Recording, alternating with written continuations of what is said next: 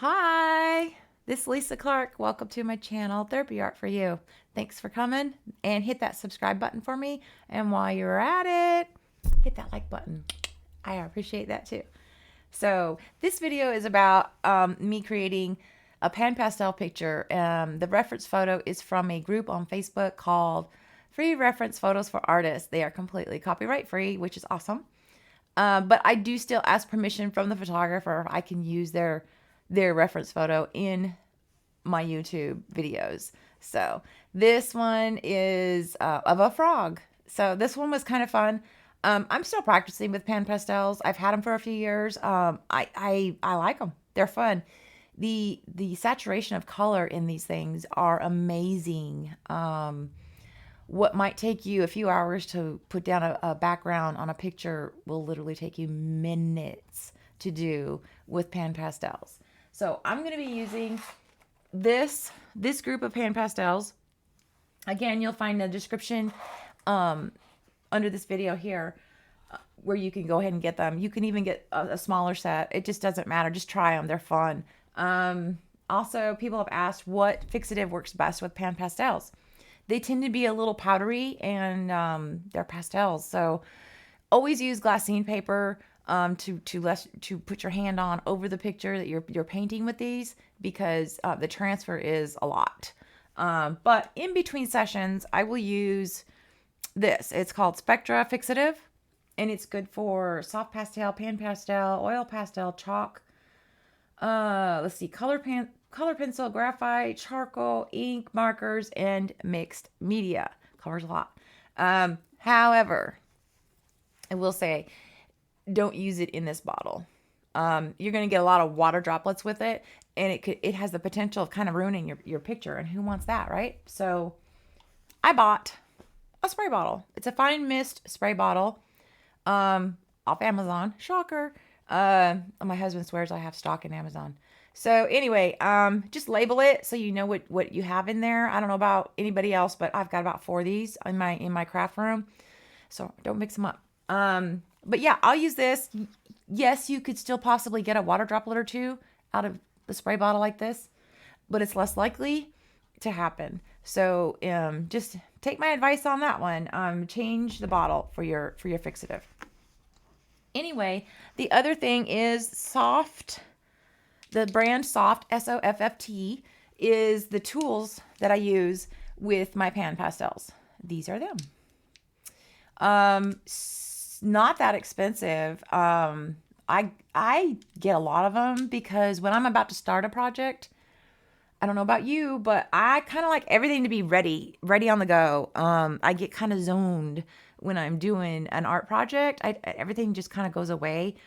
So I need things like quick. I want them ready. So before I start a picture with pan pastels, I will put new sponges on everybody or flip them around, which you can do. Let me show you one here that I can do that with. Here's one.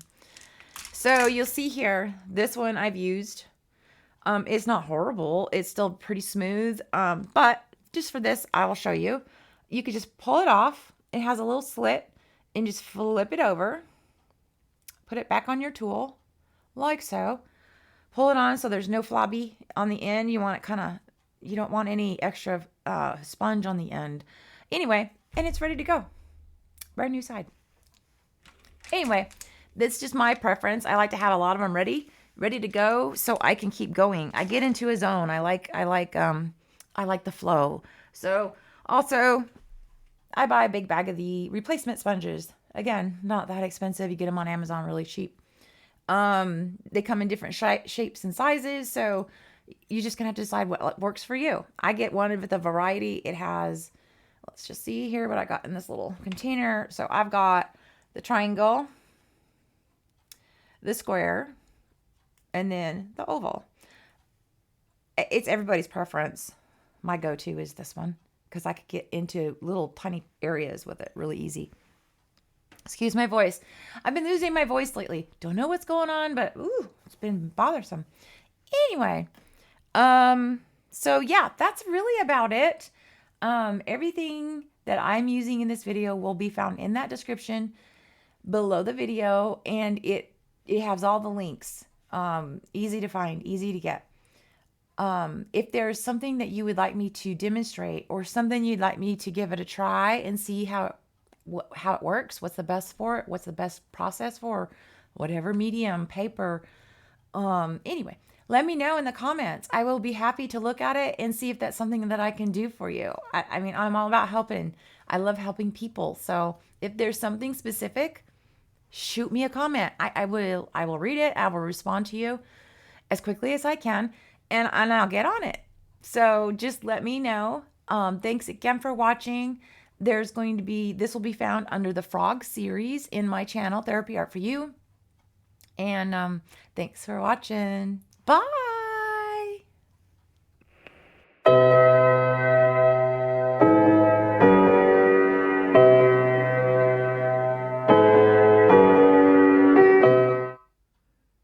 Okay, so here are the pan pastels that I showed you, and a soft tool. And of course, I've got the one that I like the best, that triangle shaped one. So I picked up what I needed for colors, and I'm just jumping in. This video is sped up quite a bit. Anyway, super easy to use. Just grab the color you want and just start laying it down. Also, another thing, pan pastels, in my opinion, are pretty forgiving. You could go right over them again with a different color with really no problem at all.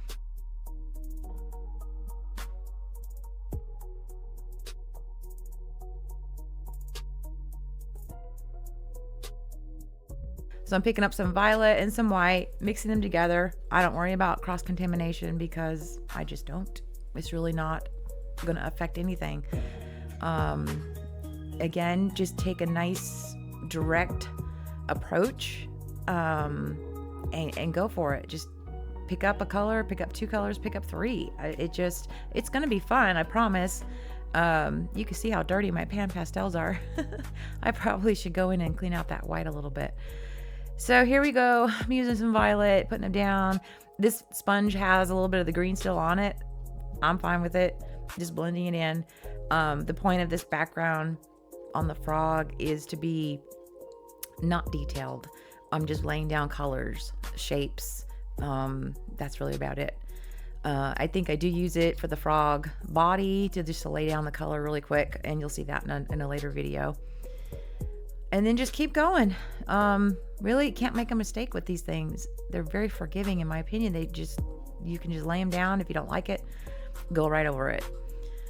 So I hope this is being helpful.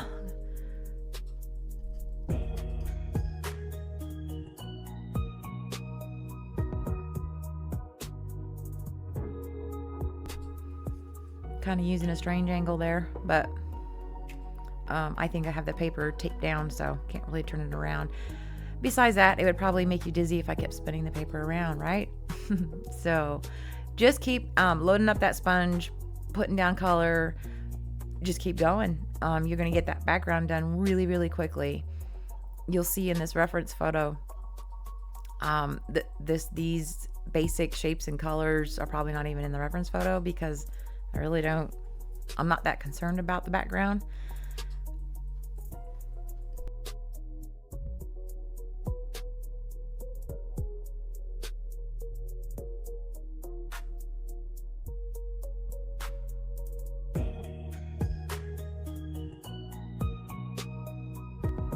All right, now I'm gonna pull some white, some burnt sienna, mix those together, and I'm going to put in a different color.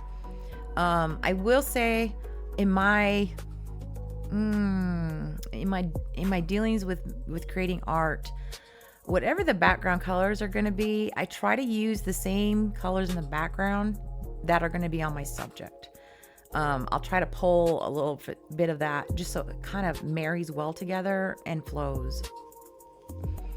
I'm picking up more burnt sienna and just creating different shapes and colors. That's really all there is to it. It's like dry painting. There's no mistakes. Just go, just do it.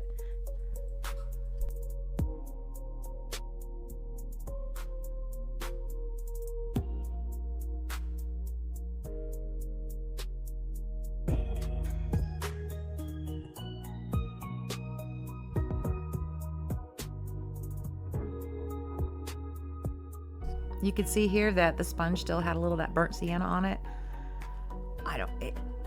I'll sit with that. If I don't like it, I'll change it later. That's the great thing about the pan pastels. You can just go right on over it if you don't like what you're seeing. This one is that phthalo green, oxide green, regular green, and white. And like I said, it's not like there was someone telling me what I'm just pulling the colors I think will look good.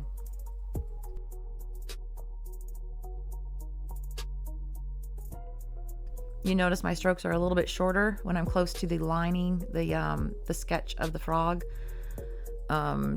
because the powder residue off pan pastels can be big. So take your time, practice with them, and just figure out what works for you.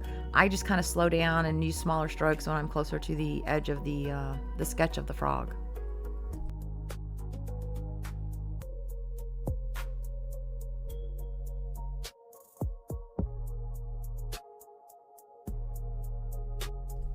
And here I'm just going to pull some violet and some white. I go back and forth. I haven't even changed the sponge. I just keep going back and forth.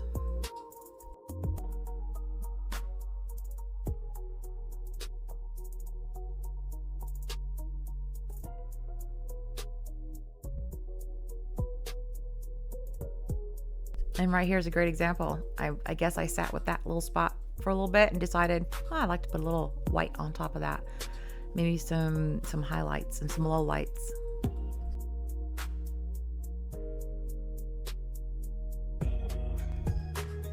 And there I'm going for the Dairy Light Yellow, Oxide Rouge, Orange, and White, all on the same gathering. Like I'm loading all these colors on this at the same time.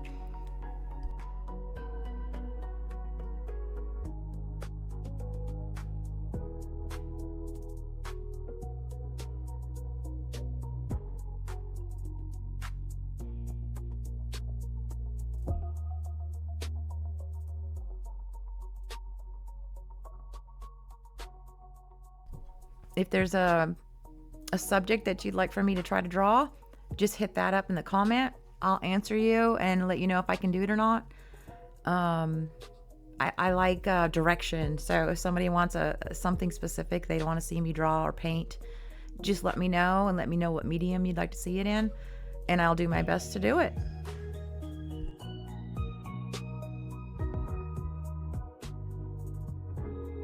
And that's just about it for the background, blocking in the background on this frog. Stay tuned at my channel and you'll see more videos of the frog. Thanks for watching. Bye.